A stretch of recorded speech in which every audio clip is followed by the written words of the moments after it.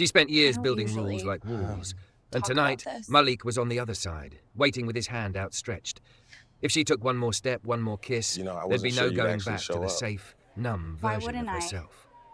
So why did the I've been scariest looking choice of forward her to life this. feel exactly like finally coming home? Before we dive in, make sure to hit subscribe, tap like, and share this video. The more voices we reach, the louder these stories become. And drop your city in the comments. Let's see where love finds us. By the time the last box hit the floor, her feet were aching, and her patience was thinner than the walls of her new apartment. Sienna Cole leaned her shoulder against the doorjamb, watching the movers wheel out the dolly. Her dress hugged every curve. Full hips, thick thighs, a soft stomach she'd learned to hide behind high-waisted fabric and sharp blazers. Her blonde hair was knotted into a messy bun, wisps clinging to her flushed cheeks. "Anything else, ma'am?" The older mover asked. "That's it," she said, forcing a smile as she signed the receipt. "Thank you." When the door shut behind them, the silence felt like a weight dropped from a height. Sienna slid the deadbolt, exhaled, and let herself sink back against the door. The new place smelled like fresh paint and someone else's lemon cleaner, empty in a way that echoed. New city, new job, new building, new rules. She'd written them in her head in the car on the way here.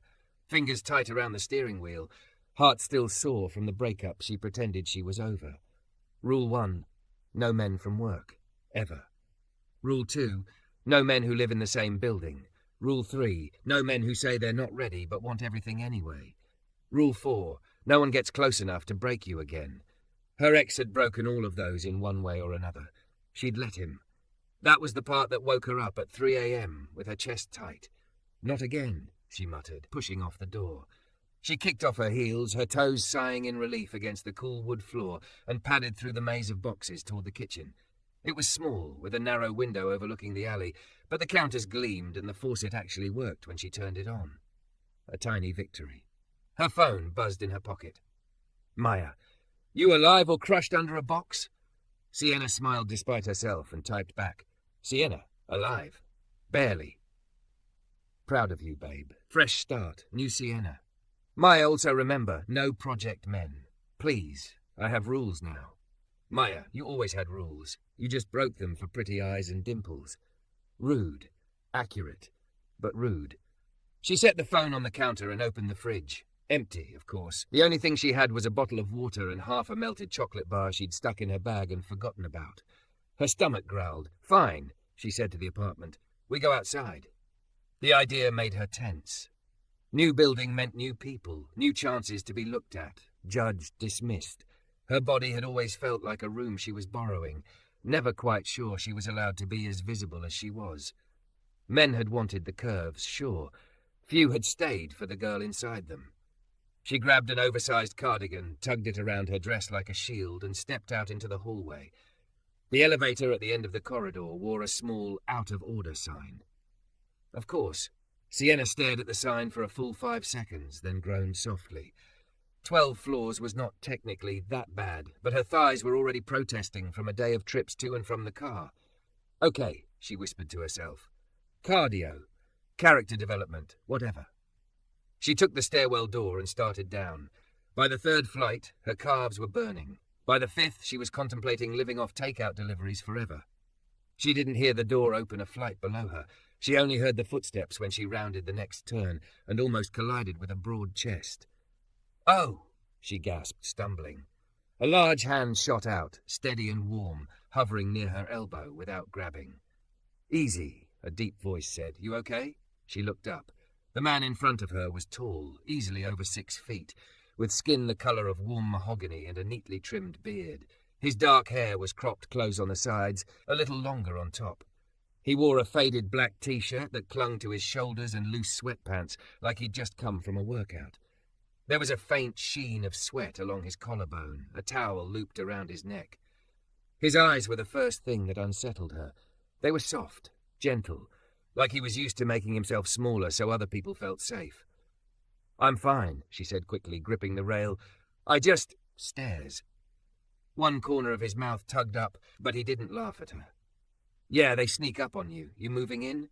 She tugged her cardigan tighter, suddenly hyper-aware of the way her dress hugged her. "Yeah, 12. You picked a good floor, he said. View's better up there. I'm on 8. Rule 2 flashed in her mind like a warning sign. No men who live in the same building. That's nice, she said, angling her body to the side so she could pass. I should, keep going. He stepped aside immediately, shoulder brushing the wall so she had space. You sure you're okay? He asked. You look a little dizzy. I'm good. She started down again, just hungry and exhausted, and questioning all my life choices, but, standard. That pulled a real laugh from him, low and warm. It startled her more than their near collision. Well, if it helps, he said as they fell into step by accident, him a few steps below her. There's a place 2 blocks over, makes the best chicken and waffles I've had in this city, and I've tried a lot. Sienna's stomach betrayed her with another loud growl. She prayed the stairwell hid it. It did not. Of course he heard. His grin widened, but still, it wasn't cruel, just amused. Sorry, she said, mortified. I swear I'm not about to pass out. Good, he said. I don't really want to explain to the landlord why I dropped a neighbour on the stairs. You wouldn't drop me, she found herself saying, then wanted to bite the words back. Flirting was banned right now, completely banned. His eyes flicked to hers, then down to the steps again. No, he said quietly, I wouldn't. Something in his tone made her chest tighten. They hit the 2nd floor landing. Her legs were shaking now, and she had to pause, sucking in a breath. Okay, I officially hate stairs. Give it 1 more minute, he said. We're almost there. You going out or in? Out. Food. Or I will die and haunt this stairwell forever. Terrible place to haunt, he said. Bad lighting. Weird echoes. She snorted, surprised laughter bursting out of her. It echoed up the concrete shaft anyway. I'm Malik, by the way, he added. Since we almost died together on the 4th floor.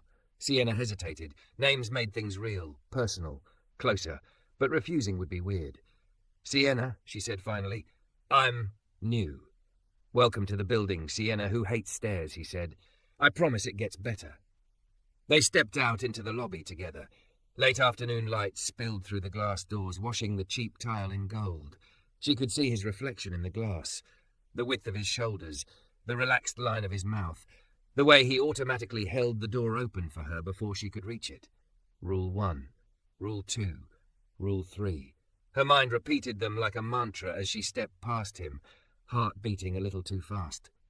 Thanks, she said, not quite meeting his eyes. Any time. He let the door swing closed behind them, then hesitated on the sidewalk. Hey, I'm actually heading toward that place I mentioned. You're welcome to walk with me if you want. Safety in numbers and all that. There was no pressure in his voice, no swagger, just an easy offer she could decline. No, she almost said. The word was right there, pressed against the back of her teeth, shaped like all her rules and all her fear. But her stomach cramped, and the street ahead looked strange and loud, and he seemed steady, like someone who knew how to move through the world without needing to prove anything. She swallowed. Which way is it? She asked instead. His smile was small, but it did something to his face, softened the edges, lit his eyes from the inside. He pointed left. Come on, he said, I'll show you. She told herself she was only saying yes to directions, to food, to not getting lost in a new neighborhood. But as they fell into step together, his stride just a little slower than her own, matching her pace instead of making her chase it, Sienna felt something unfamiliar nudge at the edges of her rules. Not broken, not yet, just touched, gently. The restaurant Malik led her to was small, the kind of place she would have walked past without noticing. The sign above the door flickered, the paint on the frame was chipped, but warm light spilled out through the windows, and the smell. Her stomach clenched. Okay, she admitted as he held the door open for her. This already feels like a good decision. Told you, he said, that small smile tugging at his mouth again. Inside, the air was thick with butter, syrup, and something savoury she couldn't quite place. A ceiling fan hummed lazily overhead. Couples and families filled the mismatched tables. Someone's baby laughed. Someone's uncle argued with the TV over a game. It felt real, lived in, safe. They slid into a booth along the wall, the vinyl sticking for a second to the back of Sienna's thighs where her dress rode up. She tugged it down, cheeks warming, carefully arranging her cardigan like a shield. Malik noticed the way she fussed with the hem. She could tell. His gaze flicked down, then up, quick, then settled politely on the menu instead of lingering on her curves. That tiny mercy loosened something she didn't know had clenched. "You mind if I?" he asked, gesturing to his phone. "My sister will assume I got kidnapped if I don't answer her text within 15 minutes. She huffed out a laugh. "Go ahead. I should text my best friend to let her know I'm not haunting the stairwell." He grinned. "Yet." They sat in a comfortable silence for a moment, screens glowing between them. Sienna met a neighbour, going to get food. Not dead yet. "Neighbour? Hot or nice vibes, but no. Irrelevant. I have rules." "You didn't answer the question." "He has very distracting shoulders." "Aha. Don't be mean to yourself this time. Let someone be gentle with you. Just see. No vows, just vibes." She stared at that last message a beat too long. Gentle. She glanced up. Malik's phone lay face down now. His attention was fully on her, elbows resting loosely on the table, hands folded. His posture was relaxed, but there was a kind of quiet attentiveness in his eyes, like he'd learned how to make space for other people's words and was offering that space to her. "So," he said, "Sienna who hates stairs and is questioning her life choices. You new to the city or just the building?" "Both," she said, closing her menu even though she hadn't read it. "Transferred for work. My boss called it an exciting growth opportunity." "Sounds like corporate for, we're throwing you into chaos," he said. She blinked. "That's honestly not wrong." He shrugged one shoulder. "My older brother talks like that sometimes, LinkedInese. I've learned to translate." "You have a brother?" "Two," he said. "I'm in the middle, which means I'm professionally trained at mediating arguments and getting ignored." She smiled at that. "I'm an only child, which means I'm professionally trained at overthinking everything and needing everyone to like me." He tilted his head. "Does everyone like you?" She was used to men asking that with a certain tone, something edged and suggestive, but his voice was just curious, open. "People like the version of me that doesn't need anything," she said before she could stop herself. Then she winced. "Wow, that was more honest than the small talk section of my brain meant to be." "I'll allow it," he said quietly. "Honesty's cheaper than therapy and the service is faster." She let out a breath she didn't realize she'd been holding. The waitress came over, a middle-aged woman with tired eyes and a pencil stuck behind one ear. Malik greeted her by name, asked about her son's exams, made her laugh. Sienna watched the exchange, something tender pooling in her chest. He ordered without looking at the menu. "2 chicken and waffles," he said, glancing at Sienna. "Unless you're vegetarian or anti-syrup, in which case we can't be friends." She hesitated.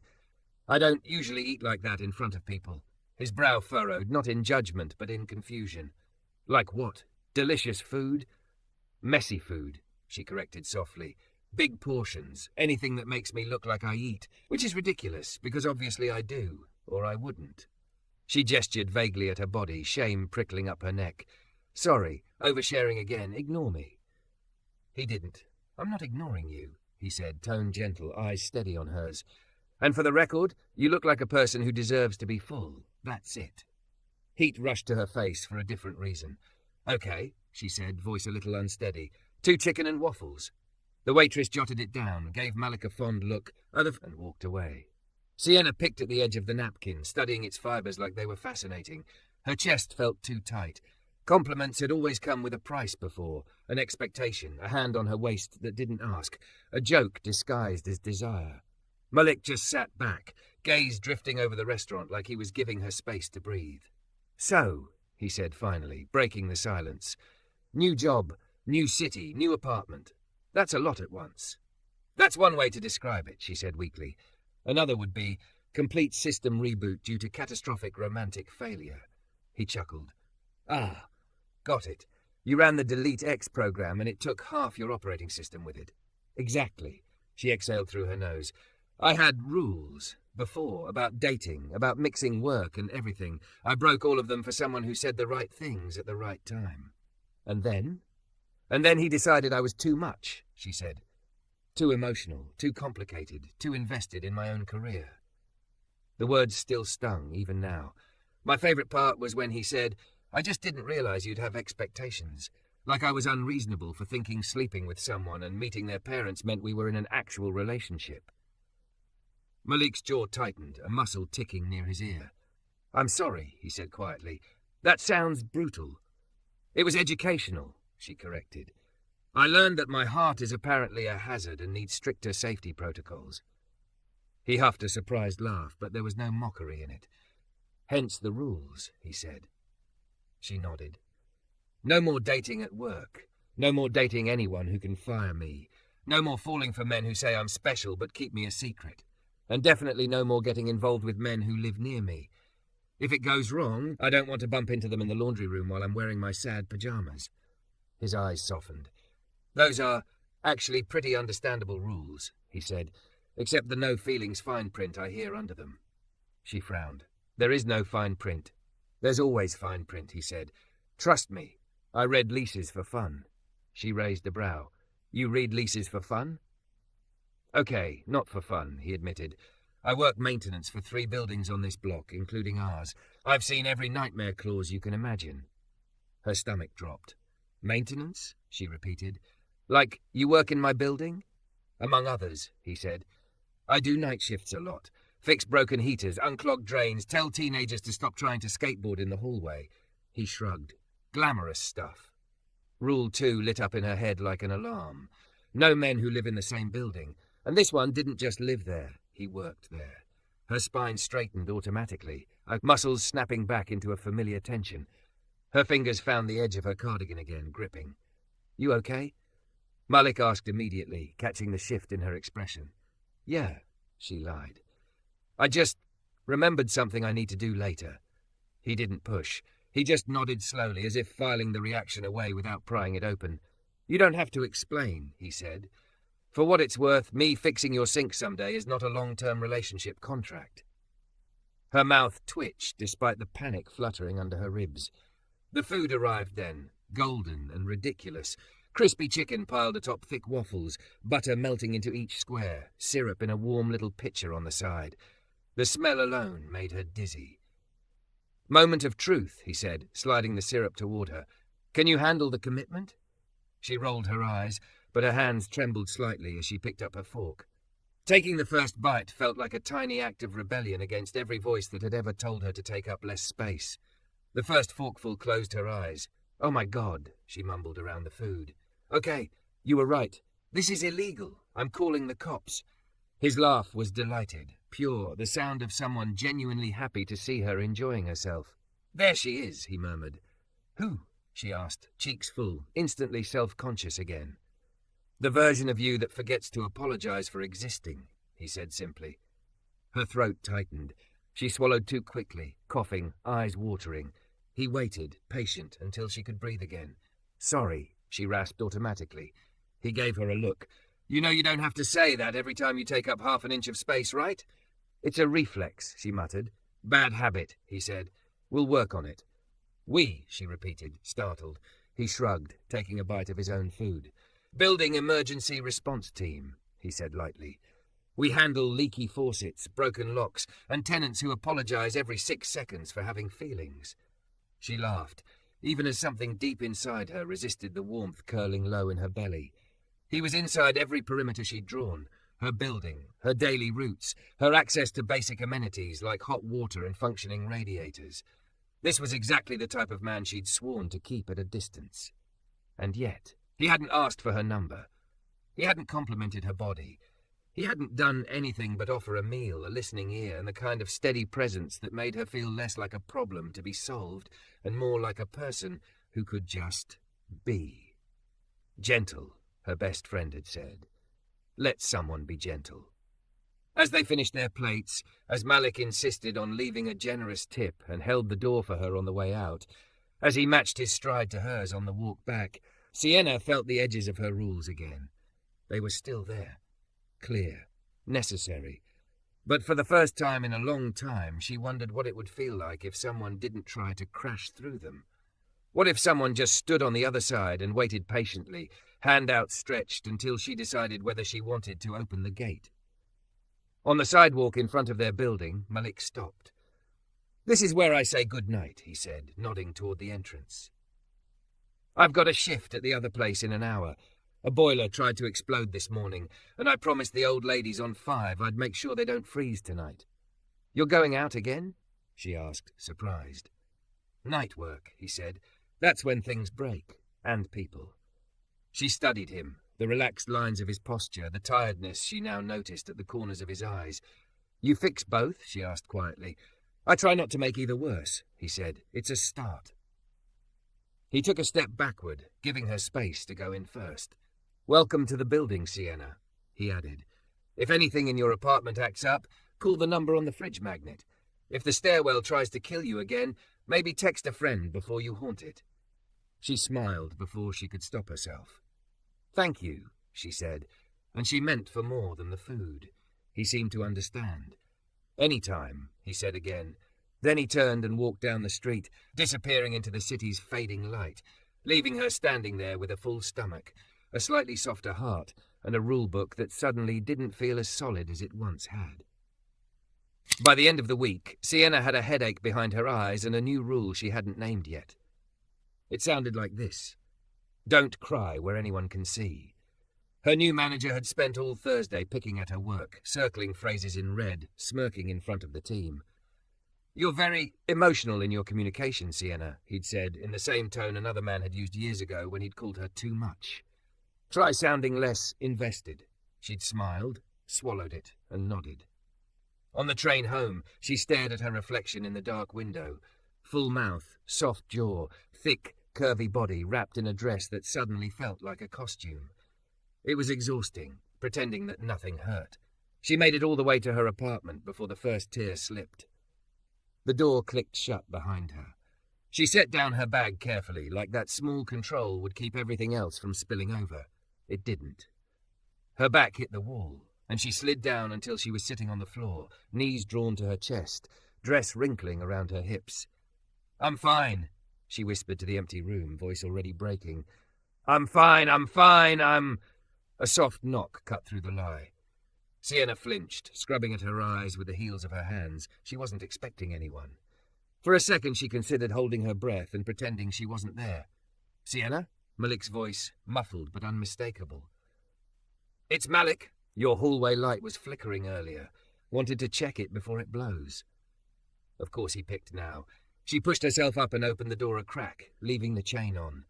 Malik stood in the hallway with a toolbox in one hand, hoodie sleeves shoved to his elbows, concern pinching the space between his brows. His gaze flicked over her face.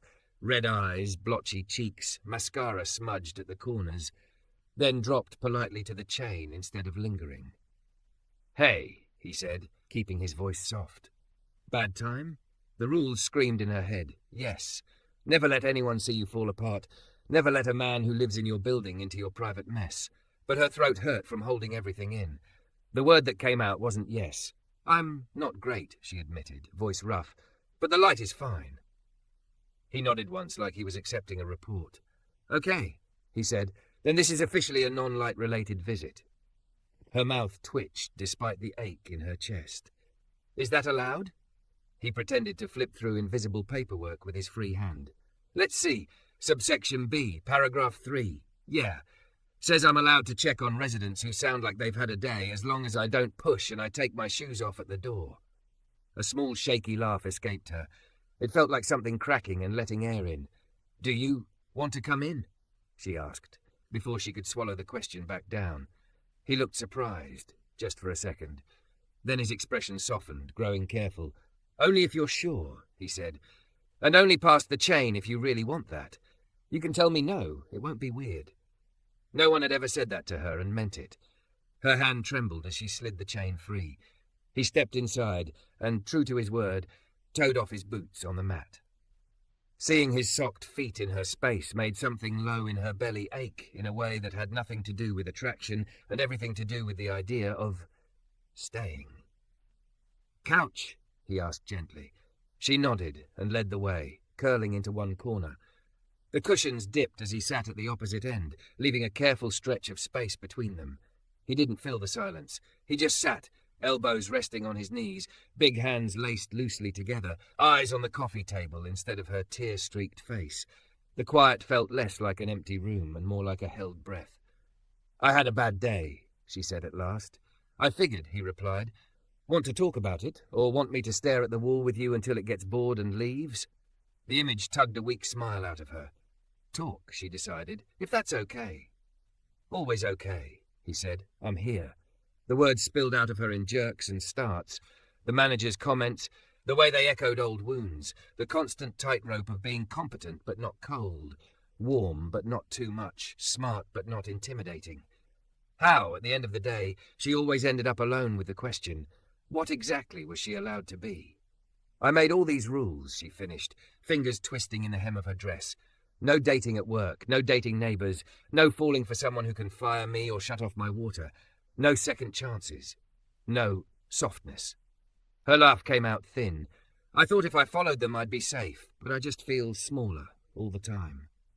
Malik sat very still for a moment. Then he turned his head, finally meeting her eyes. Rules can keep some people out, he said quietly, but they can also keep you locked in. The words lodged under her ribs. Are you saying my rules are stupid? I'm saying they make sense, he answered, and somehow there was no condescension in it. You wrote them when you were trying to survive. That matters. I've done the same, but you're allowed to update them when you're not in the fire anymore. You're not stuck with the first draft of how you protect yourself. They're the only thing standing between me and another disaster, she whispered. Maybe, he allowed, or maybe what stands between you and another disaster is you. The you who already learned what hurts. The you who knows what red flags look like now. The you who called bullshit on a manager in your head all afternoon instead of believing him. Her eyes stung again, but the tears felt different, less like breaking and more like thawing. My rules say I shouldn't even be sitting here with you, she admitted. You live in my building. You work in it. You've seen me half asleep in an old t-shirt fixing my radiator, and now you're literally on my couch while I'm ugly crying. Her voice hitched. You are a walking violation of every policy I wrote. He huffed out a soft laugh, then sobered. Then we don't have to go any further, he said. If your rules say I stay on the other side of the door, I will. If they say we're just neighbours who share waffle tips and radiator emergencies, that's what we'll be. I like your existence, Sienna. I don't need anything from you. She searched his face for a hint of manipulation, a hook. There wasn't one. Just patience. And something like hope, kept on a short leash. You don't want anything? She asked anyway. Of course I want things, he said, a slow smile tugging at his mouth. I'd be lying if I said I wasn't attracted to you. You're gorgeous and sharp and funnier than you know. I'd be lucky to know you better. Her heart thudded hard against her ribs. But wanting something doesn't mean I'm entitled to it, he finished. That's a different rule book than the one some people use. I stick to mine. No one had ever separated those things in front of her before, want and demand, desire and claim. Men wanting her curves had always come with hands that assumed and mouths that pushed. Can I make a new rule? She asked, voice unsteady. He didn't lean in, didn't crowd, just nodded. I'm listening. Rule 6, she said slowly. If someone shows you consistently that they're safe, you're allowed to move the lines, slowly, on your terms. His eyes softened in a way that made her stomach flip. I really like that one. Her hands felt cold. She rubbed them on her thick thighs, then stilled. Can I try something? She asked. Anything, he said softly. As long as it doesn't involve me singing. I'm terrible. A short laugh burst out of her, wet and surprised. She shifted a little closer, closing half the distance on the couch. Her hand slid from her knee to the cushion between them, palm up, fingers slightly curled. A small, quiet question. He didn't snatch it like a prize. He looked at her face first, searching.